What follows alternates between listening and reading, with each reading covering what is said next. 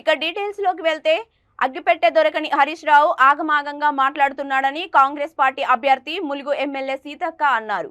ములుగు మండలంలోని కన్నాయిగూడెం గ్రామంలో ఎన్నికల ప్రచారంలో భాగంగా ఆమె మాట్లాడుతూ తాను మంత్రిని కావాలనేది నా కల అని, బడుగు బలహీన వర్గాలు మంత్రులు కావద్దా అని ప్రశ్నించారు. ఇంకా దొరల చేతిలో బందీలుగా బతుకుదామా?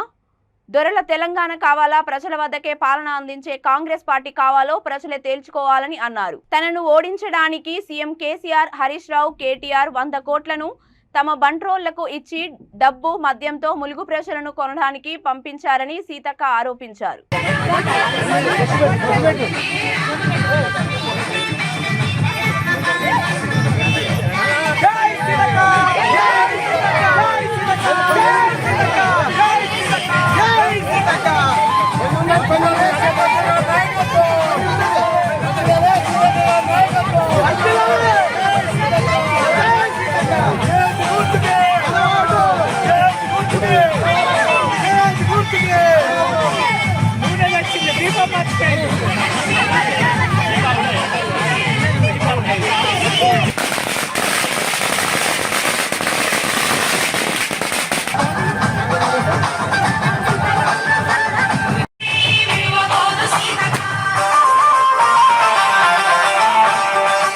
అన్నలకు, తమ్ముళ్లకు, పెద్దలకు, కాంగ్రెస్ పార్టీ గ్రామ నాయకులకు అందరికీ పేరు పేరున నాతో పాటు ములుగురికి వచ్చినటువంటి మండల జిల్లా నియోజకవర్గ రాష్ట్ర స్థాయి నాయకులకు అందరికీ పేరు పేరున హృదయపూర్వక నమస్కారాలు.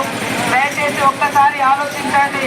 10 సంవత్సరాల టీఆర్ఎస్ పాలనలో టీఆర్ఎస్ పార్టీ తెలంగాణలో అధికారంలోకి రాకముందు అధికారం ఇస్తే మరి ఇంటింటికి ఉద్యోగం ఇస్తా అన్నాడు.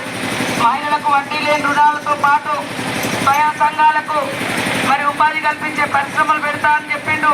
దళితులకు, గిరిజనులకు 3 ఎకరాలు అన్నారు.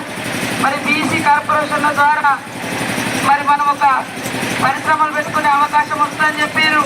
ప్రతి నియోజకవర్గానికి 1,00,000 ఎకరాలకు నీళ్ళు ఇస్తా అన్నాడు. మరి డబుల్ బెడ్రూమ్లు అందరికి ఇస్తా అన్నాడు. కేజీ టు పీజీ మరి ఆల కానుంచి పీజీ వరకు ఫ్రీ ఉచిత విద్య అన్నాడు. కానీ ఏది చేయలేదు. చేసుకున్నది ఏదన్నా ఉన్నదంటే కేసీఆర్ మరి ముఖ్యమంత్రి అయిన తర్వాత 100 ఎకరాలు కొనుక్కొని ఫామ్ హౌస్ కట్టుకున్నాడు. 500-600 కోట్లతోటి ప్రగతి భవన్ కట్టుకున్నాడు. మరి వాళ్ళ ఇంట్లో నలుగురికి మరి పదవులకు వచ్చిర్రు. కానీ మన ఇంట్లో 2 పుత్రులు పెన్షన్ కావాలంటే లేదు అన్నాడు. మరి మన ఊర్లో 4 పిల్లల కన్నా ఉద్యోగం ఇచ్చిన తప్పకుండా ఇందిరమ్మ ఇచ్చే బాధ్యత మాది. ఇవాళ ఈ కాంగ్రెస్ టీఆర్ఎస్ ప్రభుత్వం వచ్చిన కాడ నుంచి ఎక్కడ కూడా 1 ఎకరం అన్న భూమి కొనిచ్చిందా? అంతా ముందున్న ప్రభుత్వాలు ఇదే పత్తిపల్లిలో దళితులకైనా, ఎస్టీలకైనా, బీసీలకైనా 200 ఎకరాల భూ పంపిణీ జరిగింది. ఇక్కడ కనీసం 2 ఎకరాలన్నా ఇచ్చిండా ఈ కేసీఆర్? 3 ఎకరాలు ఇస్తా అన్నాడు దళితులకు, ముఖ్యమంత్రి చేస్తా అన్నాడు దళితులకు.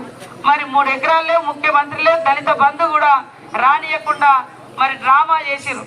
ఇలా దయాకర్ రావు అంటాడు, ఇగో మీరు అందరి పేర్లు రాసుకోండి, ఈ లోపు ఎలక్షన్ కోడ్ వస్తుంది, వాళ్ళు అనుకుంటారు మనం ఇచ్చడేం అవసరం ఉండదని.